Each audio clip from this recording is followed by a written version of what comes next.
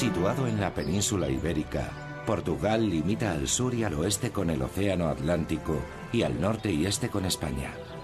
Entre los siglos XV y XVI constituyó el primer imperio mundial en extenderse por todos los continentes habitados. Pero su historia es también la de una de las últimas dictaduras del mundo occidental. Tras la Revolución de los Claveles en 1974, el país se instaló en la democracia y entró a formar parte de la Unión Europea en 1986. Por aquel entonces era el miembro más pobre. Su progreso económico hasta la crisis de 2007 fue de los más fulgurantes. Con una superficie 6 veces menor que la de Francia y 11 millones de habitantes, Portugal busca su propio camino, al tiempo que se vuelca en la gestión de un patrimonio natural e histórico fuera de lo común.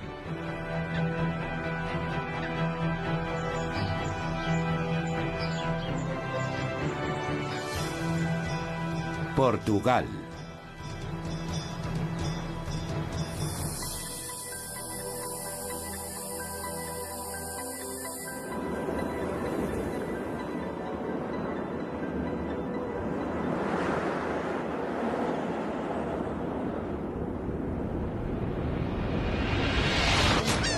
Arrependo-me de ter regressado à cidade. Temos uma missão. Esta música para mim é muito O fado que me escolheu a mim. Pensei que tem que haver muito mais. Património que está a morrer, nós podemos... Acima de tudo, tenho o espírito livre. Nós somos pedras vivas. Não deixamos...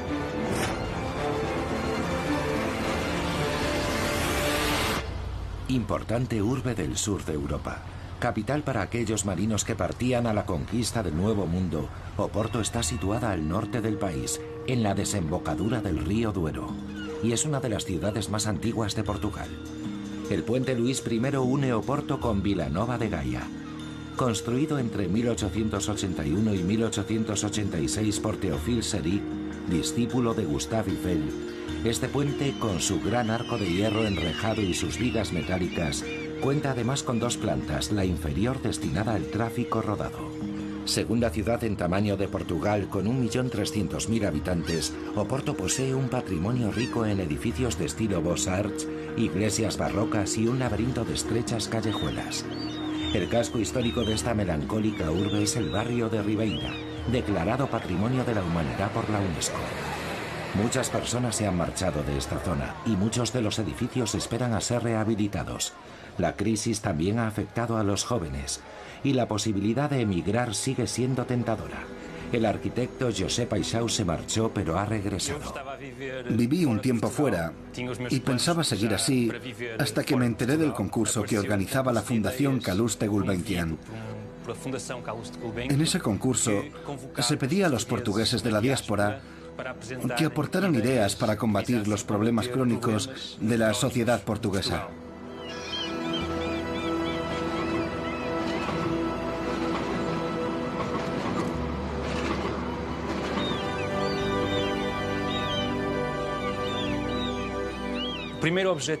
El primer objetivo del proyecto Arrevita Porto es rehabilitar los edificios vacíos del centro de Oporto, que además no interesan al mercado inmobiliario. El segundo es ofrecer alojamiento a un coste accesible a una población que no debería haber abandonado el centro de la ciudad.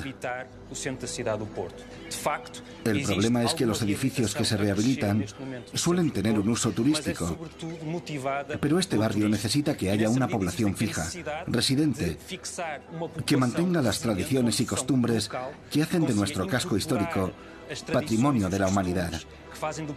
Esta población local, mezclada con el turismo, será la que dé vida al centro de la ciudad y lo convertirán en un destino más atractivo, no solo por su pasado, sino también por su presente.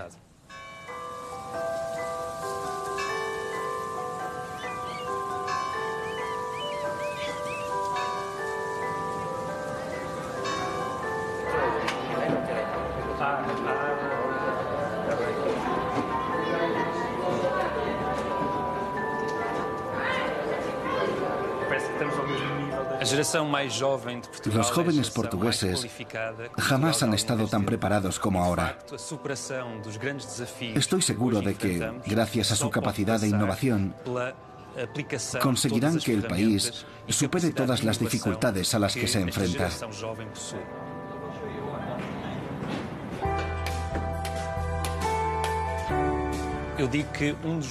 Ahora mismo, el mayor peligro que se cierne sobre Portugal no es la crisis ni la austeridad, sino la fuga de su capital humano, lo más valioso que tiene el país.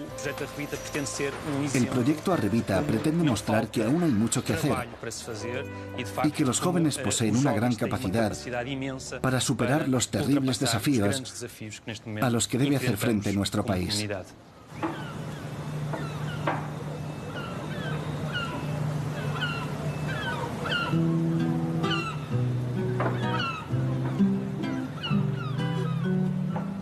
Tras una larga ausencia, mi regreso a Portugal es una experiencia única, con la que me siento plenamente realizado.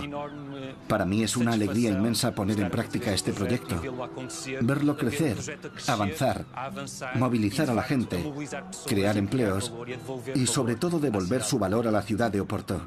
Desde luego, no lamento haber vuelto.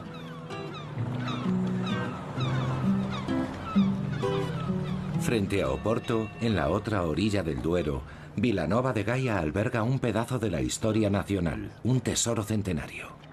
Estos almacenes son propiedad de los principales productores de vino de Oporto, empresas familiares en su mayoría británicas. De hecho, desde el siglo XVI a Portugal y Gran Bretaña les unen estrechos lazos comerciales. En el siglo XVII las continuas guerras con Francia dejaron a los ingleses sin acceso a los vinos de Burdeos, de modo que pasaron a ser los principales compradores y consumidores de vino del Valle del Duero. En aquella época el vino no aguantaba bien el largo viaje hasta Inglaterra, por eso se le añadía aguardiente. Así, al fortificar el vino con aguardiente durante su proceso de fermentación, nació el vino de Oporto. En las bodegas de Vilanova de Gaia, guardado en pequeños barriles, barricas o toneles, el vino se transforma lentamente.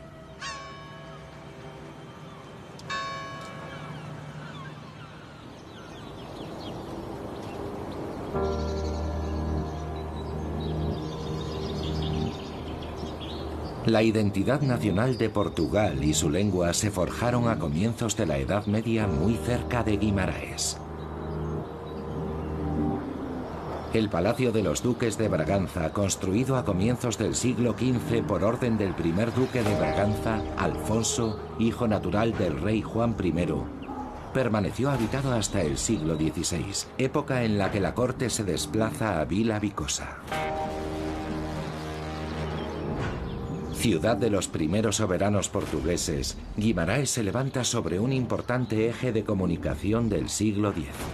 En 1139 el conde Alfonso Enríquez declara la independencia de Portugal y se convierte en el primer soberano del nuevo reino bajo el nombre de Alfonso I. El castillo de Guimarães, edificado en el siglo X para proteger el monasterio, abandona su función de defensa y se convierte en el siglo XV en prisión política y después en almacén de heno. A 25 kilómetros de Guimarães, la ciudad de Braga se enorgullece de sus 2000 años de historia. Colonia romana, invadida después por los bárbaros y saqueada por los visigodos, acabó cayendo en manos de los conquistadores musulmanes en el año 716. Las tropas cristianas de Alfonso III de Asturias la reconquistaron a finales del siglo IX. Elegida capital europea de la cultura en 2012, Braga, la ciudad de los arzobispos, tiene una población dinámica y estudiantil. Las tribus urbanas siempre saben cómo dinamizar y desarrollar la cultura. Pedro Remí se cuenta entre sus jefes de filas. Es peluquero y en su salón de belleza acoge numerosas exposiciones fotográficas. He sido muy afortunado por tener unos padres que me llevaron de la mano a los museos y me mostraron el mundo del arte y de la música. Me convertí en músico y peluquero y he querido aunar ambas disciplinas y me va genial. Un solo lugar para la peluquería, la música y el arte.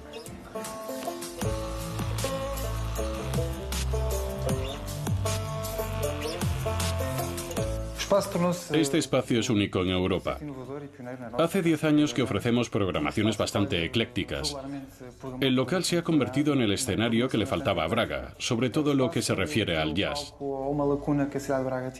Aquí le damos una gran importancia, está muy presente.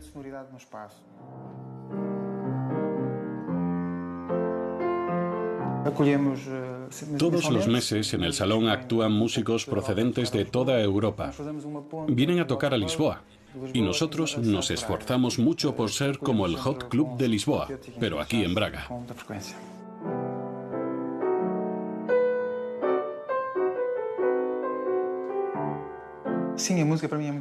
La verdad es que solemos acoger a cuartetos y quintetos muy buenos. La música ocupa un lugar fundamental en mi vida. Me ayuda a crear y a encontrar cierta paz. La paz de la creación. También es importante para las relaciones humanas. Una música tranquila, más zen, ayuda a crear vínculos entre las personas. Cuando corto el pelo, ocurre algo parecido.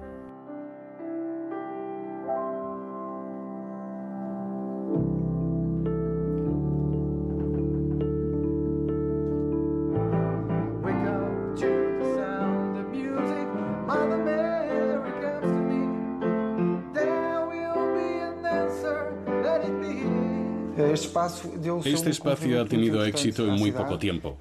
La ciudad ha acogido muy bien la idea y nuestro ejemplo anima a los jóvenes emprendedores a innovar. Este lugar muestra que la ciudad está abierta a las cosas nuevas. Y la gente joven debe tomar nota y entrar en acción.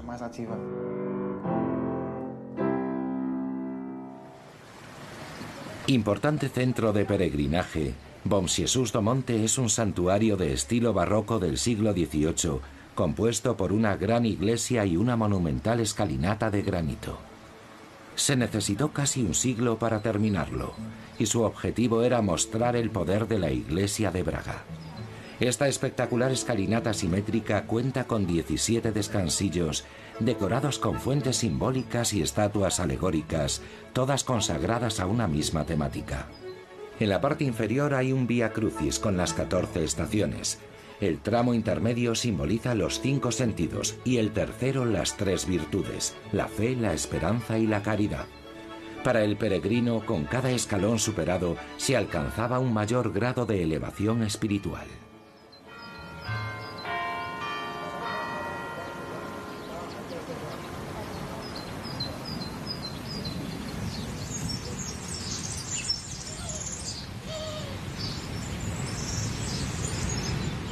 En la región de Minho, junto a la frontera con España, el Parque Nacional de Peneda Gerês se extiende por 700 kilómetros cuadrados.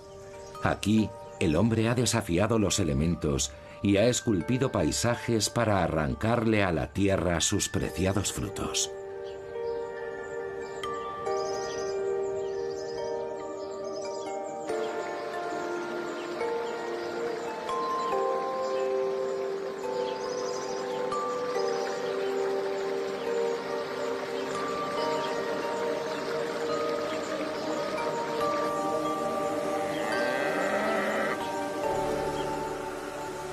El pueblo de Soallo está algo aislado.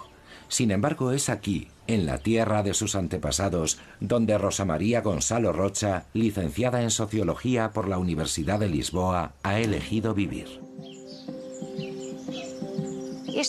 Antes residía en Lisboa, pero siempre soñé con escaparme a Soallo y trabajar en algo relacionado con el turismo.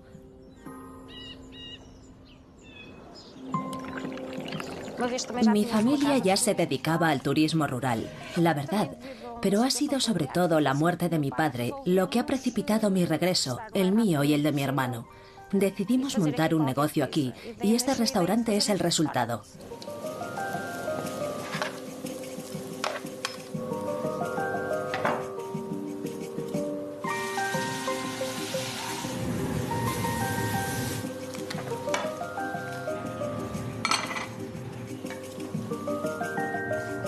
Ante todo, soy un espíritu libre. Viví en Soallo hasta los 12 años y después me mudé a Lisboa. Ahora tengo 25 y aquí estoy de nuevo. He viajado mucho por Portugal y el extranjero, pero no cambiaría esto por nada. Este es el proyecto que me apasiona. Aunque podría dedicarme a otra cosa, lo importante para mí es sentirme bien con lo que hago.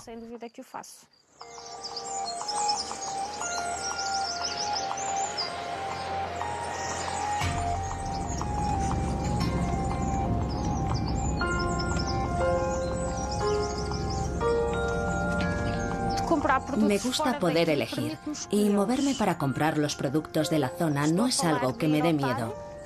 Para comprar la carne tengo que hacer unos 40 kilómetros, pero es que voy a una carnicería de las buenas. Es mejor conocer a los productores y elegir una misma. Podría comprar el género a los vendedores que vienen al restaurante, pero yo prefiero elegir a mis proveedores. Por eso viajo a Braga y a Viana do Castelo para seleccionar personalmente todos los productos.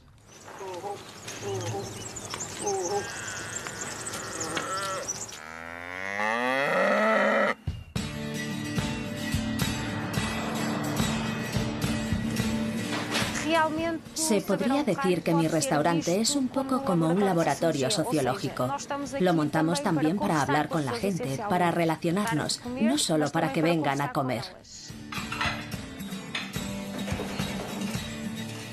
A veces ocurre que después de haber preparado y servido muchas comidas, ya no me apetece seguir trabajando, por así decirlo. Lo que quiero realmente es charlar con los clientes. No me gusta que coman y se vayan.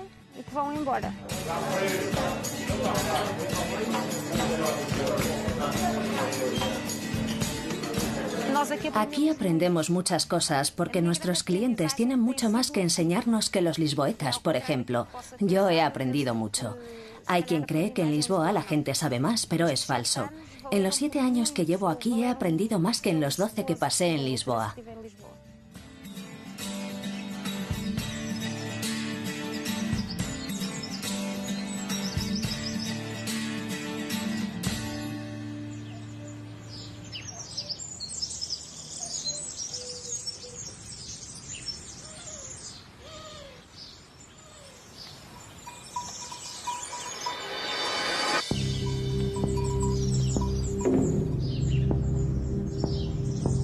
Estas pequeñas edificaciones, de cuidada ejecución y adornadas con cruces, datan de los siglos XVIII y XIX.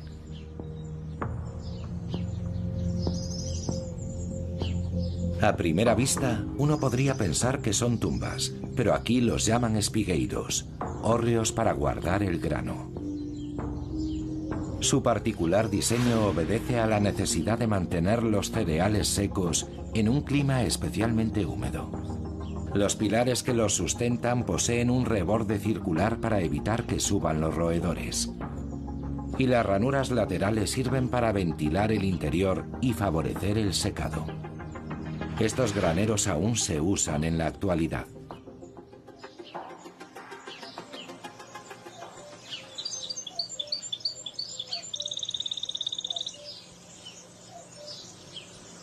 El río Duero nace en España y desemboca en el Océano Atlántico, cerca de Oporto. Verdadera ruta fluvial para el transporte de mercancías, el Duero desempeñó desde el siglo XVIII un papel muy importante en el desarrollo de la región.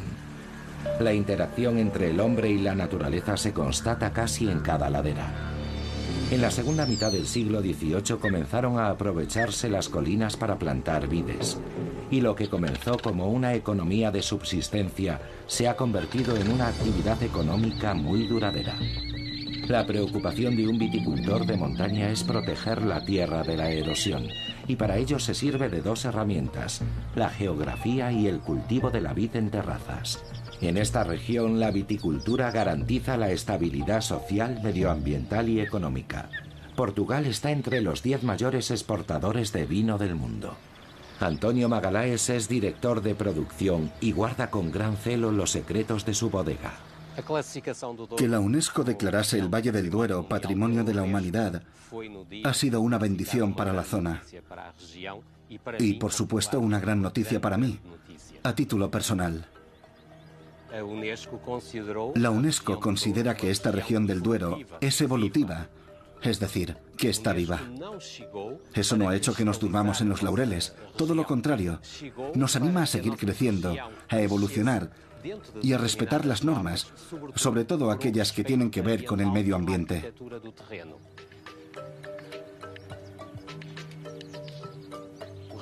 La región del Duero está dedicada a la producción de vino de clima cálido, y eso no es muy habitual. Además, esta es una zona montañosa, por lo que nos enfrentamos a retos poco comunes dentro del cultivo de la vid.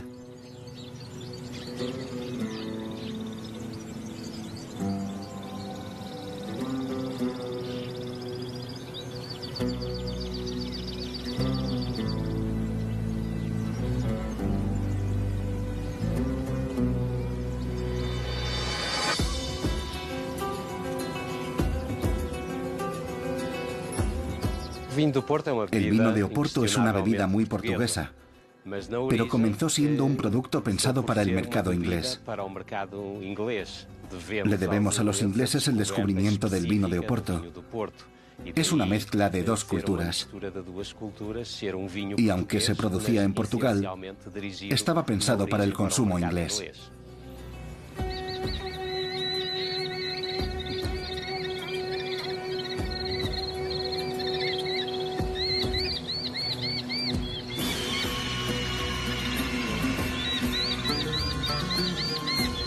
Creo que nací para vivir de la viticultura. Incluso le diría que estaba destinado a trabajar en una empresa inglesa. En efecto, es una tradición dentro de mi familia desde hace ya muchas generaciones. Siempre hay alguien que trabaja en compañías inglesas relacionadas con el vino de Oporto.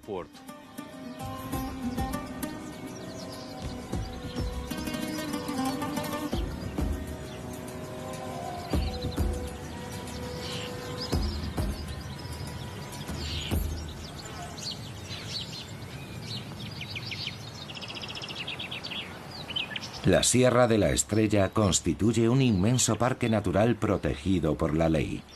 Cadena montañosa granítica y techo de Portugal con sus 1993 metros de altitud, es además el único lugar del país donde se pueden practicar deportes de invierno. La región ha sabido conservar sus tradiciones y su carácter rústico. Además de la belleza del paisaje, la región poseía hasta el año 2010 un tejido industrial rico, donde la oferta de empleo sobrepasaba a la demanda. Sin embargo, con la crisis económica, las fábricas comenzaron a cerrar. Familias enteras se quedaron sin trabajo y estuvo a punto de perderse también un conocimiento capital ligado a la industria textil. Asumir el fracaso siempre es doloroso, pero también puede dar paso a nuevas oportunidades. Por ejemplo, para una pareja de emprendedores que llegaron con la idea de construir un hotel a 10 kilómetros de Manteigas. Isabel Díaz da Costa visitó una fábrica abandonada y su vida cambió por completo. No solo me enamoré de las máquinas de esta fábrica, sino también del conocimiento.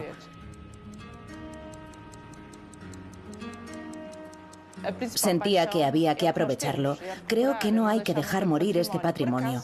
Todos estos equipos tenían un gran valor y era una pena verlos abandonados. En la vida, cuando uno pasa junto a un patrimonio que está a punto de desaparecer, no puede ignorarlo y dejar que se pudra. Y menos todavía si se trata de máquinas antiguas como estas. Teníamos el deber de hacer algo.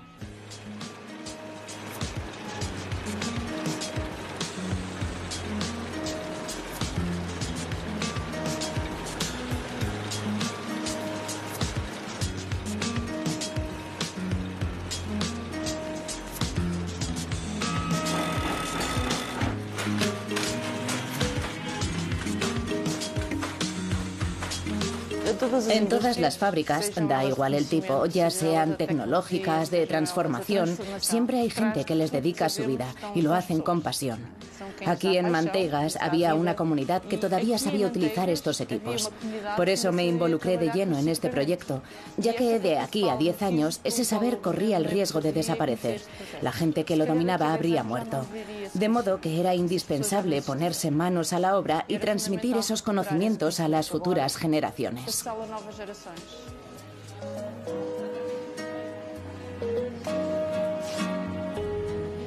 En la actualidad, para sacar algo adelante hace falta mucha energía, mucha pasión y mucha paciencia. Uno no se puede rendir ante los primeros obstáculos. Cuando creas una empresa, una industria o un proyecto, necesitas altas dosis de energía y entusiasmo. Necesito proyectos, pedidos para que todo funcione. Porque si no, ¿cómo pago yo a 18 personas a final de mes?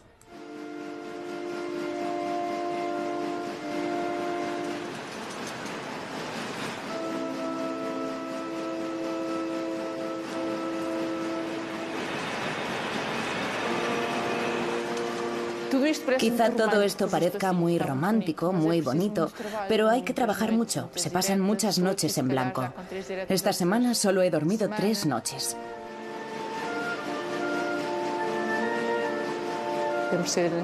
Tienes que estar en todo. No puedes tener miedo de arriesgarte si quieres progresar, que las cosas avancen, que duren, para poder descansar en un futuro.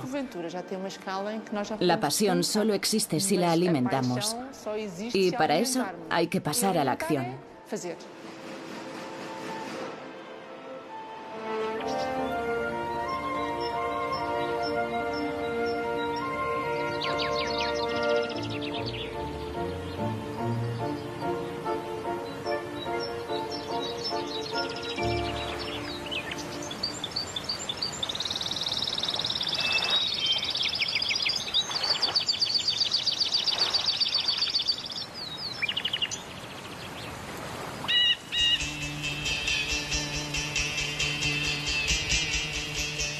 Seguimos en el norte de Portugal, donde el Valle de Foscoa representa muy bien ese orgullo nacional del que hacen gala los portugueses. En 1944, en esta pequeña comarca había 800 personas trabajando en la construcción de una presa hidroeléctrica. El valle iba a desaparecer bajo el agua, pero todo cambió cuando se descubrieron unos grabados rupestres. Según las primeras estimaciones, tenían entre 10.000 y 20.000 años. Enseguida surgieron las dudas. Por una parte estaba el proyecto económico, por la otra la conservación de un hito del Paleolítico. La prensa se hizo eco de la noticia. Se descubrieron cientos de grabados más y el tema cobró protagonismo en la campaña para las elecciones legislativas en 1995. El nuevo gobierno enterró el proyecto de la presa y creó un parque nacional y un centro de estudios. ¿A quién se le habría ocurrido detener las obras por el descubrimiento de unas obras de arte rupestres? En la actualidad, Foscoa está considerado como uno de los sitios paleolíticos al aire libre más importantes del mundo. Antonio Martín Baptista es el director del Centro Nacional de Arte Rupestre. La primera vez que vine a esta región, jamás se me ocurrió que pudiera poseer semejante patrimonio prehistórico. Pero a primera vista, debido al estilo, supe que se trataba de arte paleolítico. El primer descubrimiento ya resultó indescriptible y, claro, quisimos saber más. Al ver las primeras rocas, cosa que hice personalmente, me dije que tenía que haber muchas más.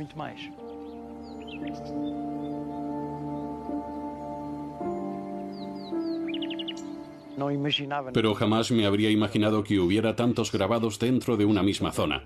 Desde el primer instante fui muy consciente de mi responsabilidad, no solo como arqueólogo, sino también como ciudadano. Debía poner en práctica un programa para el estudio del sitio y establecer su importancia histórica. Pero también debía luchar contra la construcción de la presa, que iba a negar el descubrimiento más importante realizado hasta entonces en la región.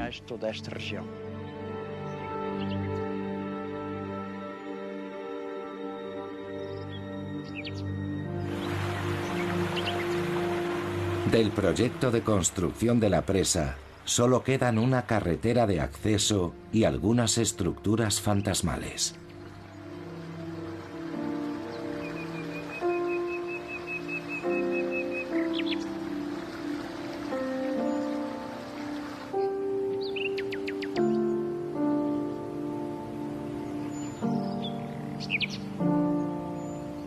Este lugar ha sido declarado por la UNESCO Patrimonio de la Humanidad debido a la gran concentración de arte paleolítico al aire libre.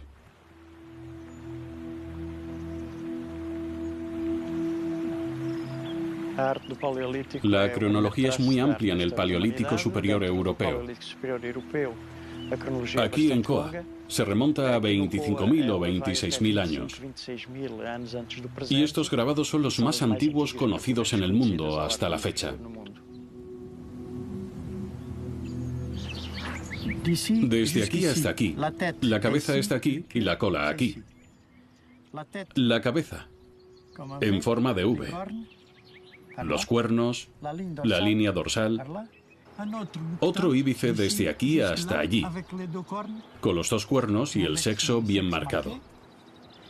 Es una mezcla entre caballo e íbice.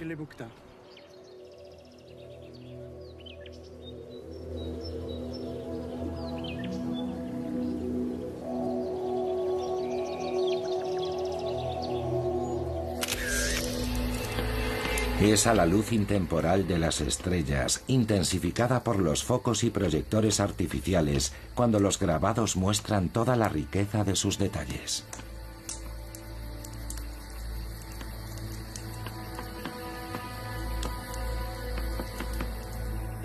Los grabados se ven mejor por la noche. A veces trabajamos hasta el alba. Y a fuerza de hacer dibujos y fotos, los grabados llenan nuestros sueños y, de alguna manera, los llevamos con nosotros a casa, a nuestras camas. Sí, están en nuestros sueños.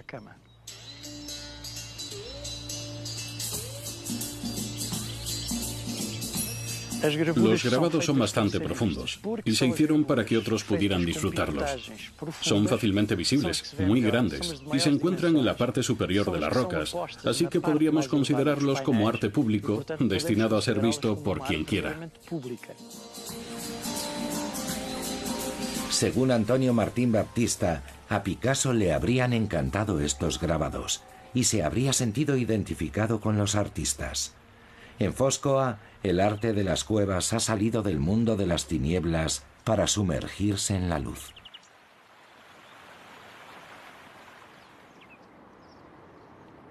La Universidad de Coimbra fue fundada por el rey Dionisio I en 1290. En aquella época estaba en Lisboa.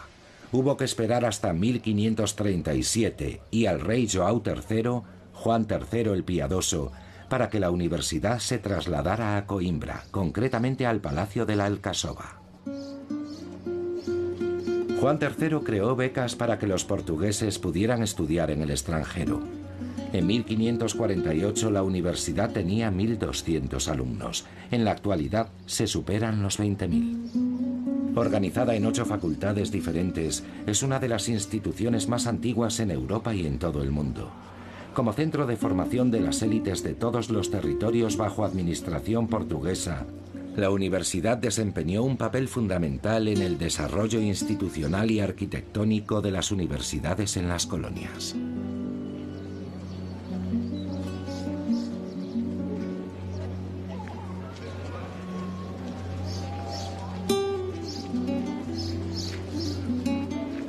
La Biblioteca Joanina, construida entre 1717 y 1728, tiene 3 salas ricamente decoradas, con influencias de todo el mundo conocido de aquella época, desde el oro de Brasil a la decoración de inspiración oriental. Los 3 niveles en roble contienen cerca de 60.000 volúmenes escritos en gran parte en latín. Para proteger los libros de insectos, las medidas de conservación son draconianas y el personal escogido con sumo cuidado. Sin embargo, la biblioteca acoge a una pequeña colonia de murciélagos encargada de acabar con las polillas que podrían poner en peligro los libros antiguos.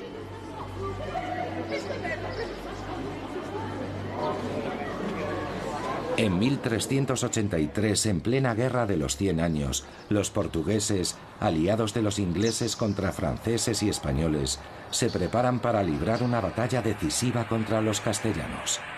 El rey Juan I jura que en caso de victoria ordenará la construcción de un lugar de oración en honor a la Virgen. En 1385, Juan I vence en la batalla de Aljubarrota, la más importante de la historia portuguesa. Edificado entre los siglos XV y XVI, el monasterio de Batalla es una obra maestra del arte gótico. y lugar de nacimiento del estilo manuelino. Somos piedras vivas y creo que este monumento debe seguir habitado por piedras vivas. Joaquín Ruibo tiene la delicada misión de conservar este monumento.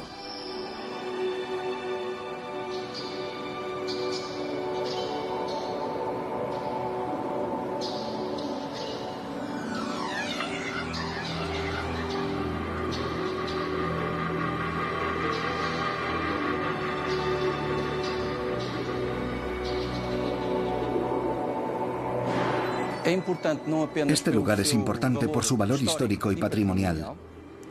Por una parte, conmemora la victoria en una batalla de nuestra historia, de nuestra independencia como pueblo frente al ejército español. Por otra, se trata de un edificio gótico flamígero grandioso, que nos integra en el contexto estético europeo de la época y que, además, es un ejemplo de logro arquitectónico.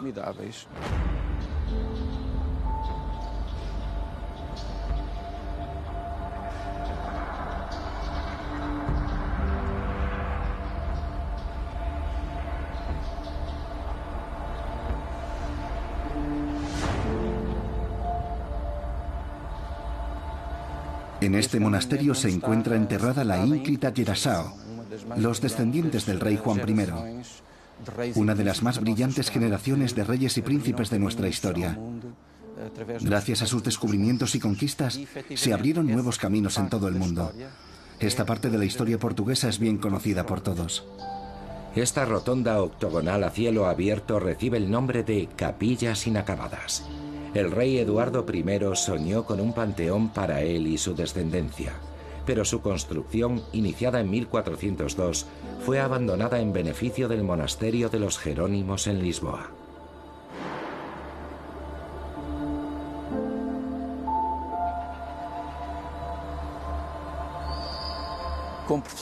He enseñado historia en esta ciudad durante 17 años y jamás imaginé que me convertiría en el conservador de este gran monumento. Es un hermoso lugar de trabajo y todos los días aprendemos cosas nuevas. El monasterio siempre nos depara alguna sorpresa. Después de un año trabajando aquí, sigo igual de motivado, siempre aprendiendo cosas nuevas. Este monumento no dejará nunca de sorprendernos.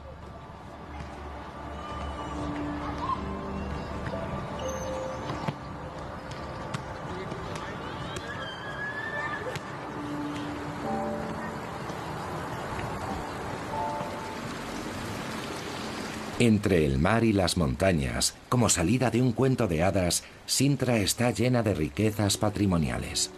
A finales del siglo XIV, el rey Juan I ordena la construcción de una residencia vacacional. El Palacio Nacional pronto se convertirá en la residencia favorita de los reyes y será utilizada en la Edad Media como residencia de caza o como refugio frente a las epidemias de peste. En el siglo XVII, Sintra pierde el favor de la corona y cae en el olvido. Habrá que esperar a mediados del siglo XIX para que la clase dirigente, fuertemente inspirada por su romanticismo y arquitectura, redescubra la ciudad. Frente a las murallas del castillo de Maurés, el Palacio Nacional da Pena combina los estilos morisco, gótico, renacentista y manuelino. Tras la proclamación de la República en 1910, este palacio pasa a ser propiedad del Estado y a admitir visitas. A una treintena de kilómetros, sobre la orilla derecha del estuario del Tajo, se encuentra la capital, Lisboa. Ciudad internacional, se muestra como un mosaico cultural universal. Siempre supo encauzar los sueños viajeros de todo un pueblo. Su posición estratégica en el extremo sur de Europa supuso el punto de partida ideal para la conquista marítima del Nuevo Mundo. En 1998, Lisboa acoge la Exposición Universal y conmemora los 500 años del viaje de Vasco de Gama. Obra tras obra, Lisboa no acaba nunca de renovarse y no logra sacudirse del todo ese sentimiento de nostalgia, la saudade, que es como un mal que se disfruta y un bien que se sufre, en palabras del escritor Francisco Manuel de Melo. Un carácter propio y una visión particular de las cosas que comparte todo lisboeta. Canción nacional en otros tiempos asociada a la dictadura de Salazar, el fado, derivado del latín fatum, destino, había caído poco a poco en el olvido. Cantado primero en los barrios populares, la burguesía no tardó en apropiarse de él, y ahora el fado es objeto de renovación y cultivado con entusiasmo por las jóvenes generaciones de cantantes como Cuca Roseta. La imagen que yo asocio con el fado es Lisboa, donde nació. Me gusta mucho cantar a Lisboa, y en particular sobre la historia de Lisboa. Que sou a poetisa eleita, aquela que diz tudo e tudo sabe, que tem a inspiração pura e perfeita, que reúne num verso a imensidade. Desde que el fado fue declarado Patrimonio de la Humanidad, los portugueses lo valoran mucho más. Ahora está mucho mejor visto en todo el mundo. Y es lo que más se pide por ahí fuera. Siento que el fado está más valorado en el extranjero que en Portugal.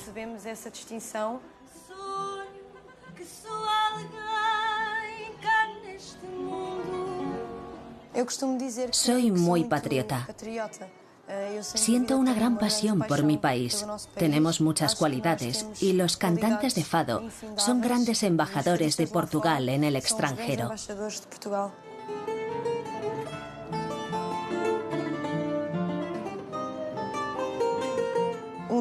A los 18 años fui a un concierto y me enamoré del fado. Durante mi adolescencia escribía mucho sobre la vida. Estudiaba psicología y encontré en el fado un refugio, una inspiración para poder expresar mis pensamientos. El fado ha sido mi tiempo y mi espacio de oración. Y en cierto sentido sigue siéndolo.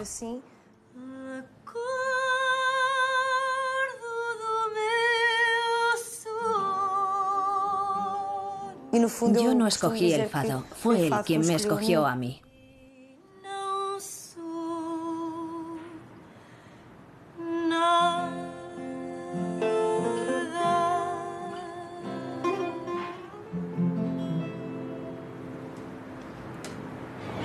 El monasterio de los Jerónimos es un ejemplo de estilo manuelino y constituye un testimonio de la opulencia de Portugal en la época de los grandes descubrimientos.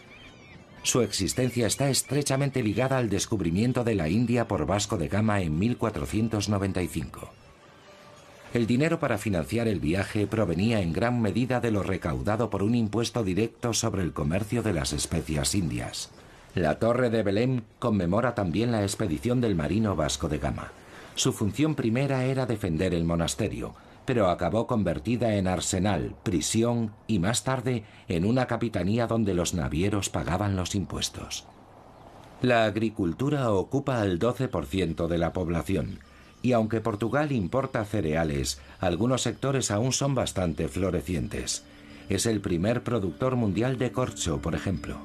De gran importancia económica, los alcornocales también son cruciales para la conservación de la biodiversidad. El corcho tiene una estructura única compuesta por alrededor de 40 millones de minúsculas células por centímetro cúbico. Una joya de la naturaleza que la industria del vino ha sabido aprovechar. Joaquín Silvestre Caeiro trabaja con esta materia prima. La explotación de un alcornocal siempre es a muy largo plazo. Tras plantar un alcornoque, la primera extracción no se produce hasta 30 años después. La segunda a los 40 años. Y para obtener un corcho de calidad superior, la extracción se hace a partir de los 50 años. Así que aquel que se dedique al cultivo del alcornoque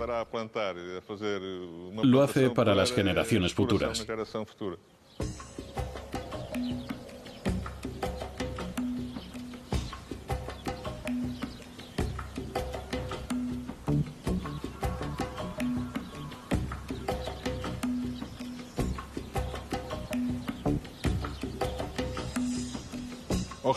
Cuando extraemos el corcho, no matamos ni herimos al árbol,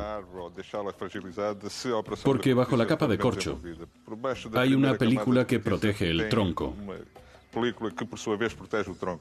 y sobre la que reposará la nueva capa de corcho.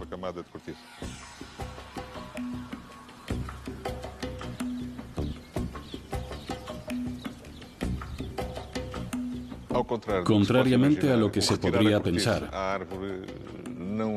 la extracción del corcho revitaliza al árbol. Su ciclo vital no se acorta.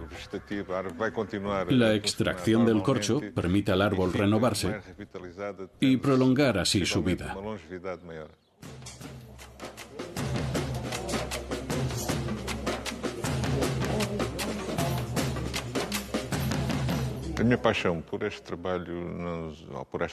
Siento una gran pasión por este trabajo. Y eso es porque nací aquí, entre los alcornocales. Sus cualidades excepcionales hacen del corcho un material cada vez más empleado, con múltiples aplicaciones en el sector tecnológico. En aeronáutica, por ejemplo, el corcho se usa como aislante térmico en las naves espaciales.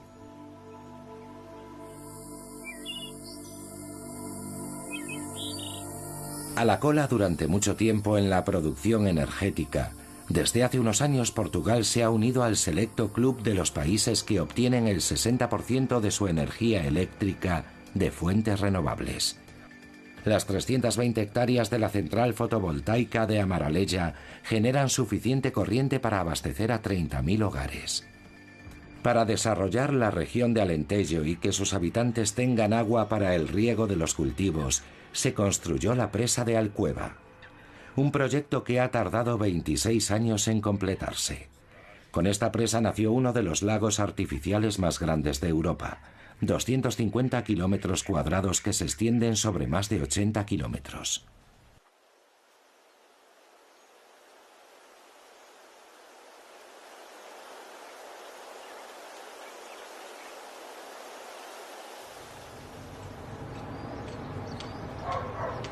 Situado en el sur de Portugal y con un cálido clima mediterráneo, el Algarve, con sus 220 kilómetros de costa, es sin duda la región más turística del país.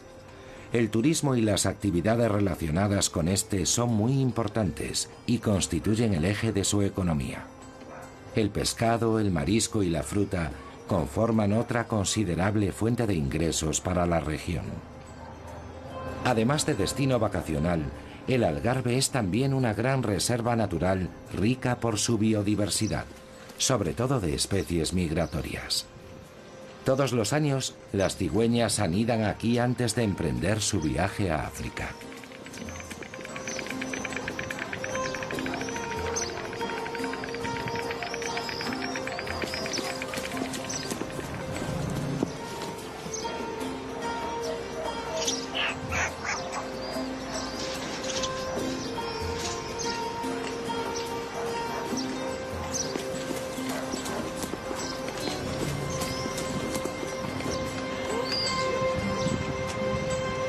Frente a Faro, a pocas millas náuticas, la laguna de Ría Formosa forma un ecosistema de una gran riqueza biológica. Aquí se detienen muchas especies de aves marinas durante sus migraciones. Son muchos los portugueses que se han implicado en la protección de este lugar. La idea principal no es la de prohibir la presencia humana, sino más bien concienciar a los visitantes de la fragilidad del ecosistema y la necesidad de conservarlo. Cuando salgo en barca, los ojos se me van hacia los pájaros. Son mi pasión. Ese es el trabajo de la bióloga Bárbara Abello. Nuestros paseos también son momentos para relajarse, disfrutar de este lugar único y descubrir la gran biodiversidad que ofrece este ecosistema. Su vegetación, las playas de arena blanca, sus aguas transparentes donde se permite el baño. Siempre que salimos con la barca, nos encanta perdernos por Ría Formosa.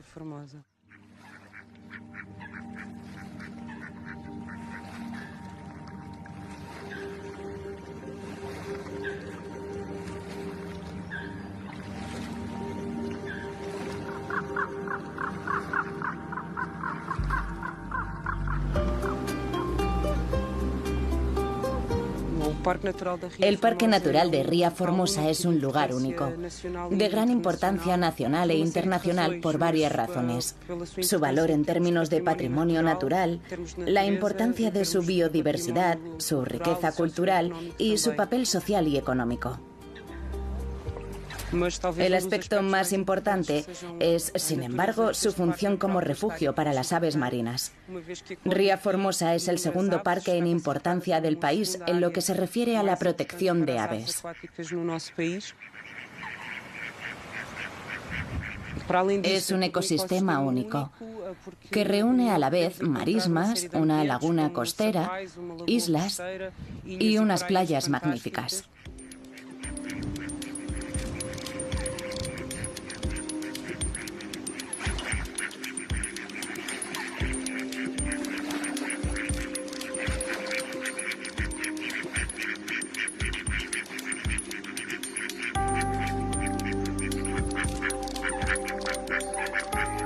Es una zona que hay que proteger.